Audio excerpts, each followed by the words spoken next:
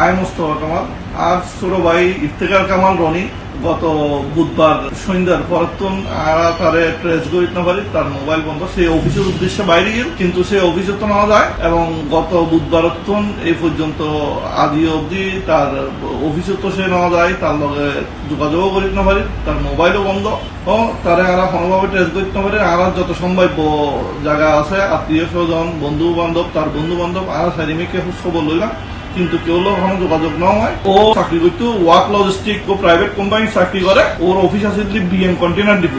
ওর বাসা আছে পশ্চিম মাদাবাড়ি তো বিএম কন্টেনার ডিপোর উদ্দেশ্যে বাইরে, কিন্তু সে আর ডিপো তো না পৌঁছায় এবং সে লগে আর মোবাইল তার বন্ধ 6টার পরতন, তার মোবাইলও বন্ধ। ও বুধবার 6টার পরতন তার লগে আর যোগাযোগ করি না পারি। আর সদর থানাতে কান জিডি করছি এবং র্যাবরও জিনিসটা অবগত করছি। র্যাবরও কমপ্লেন আর অফিসিয়ালি দিই। এখন আর তার সন্ধান চাই, তার সন্ধান যদি ওনারা পাইতে পান, তার 15 ইনফরমেশন পাইলে সিবির মাধ্যমে আর অবগত করেন। আর নাম্বার এবং তার ছবি স্ক্রিনের মধ্যে দেওয়া যায়। আর অবশ্যই কৃতজ্ঞ থাকুন।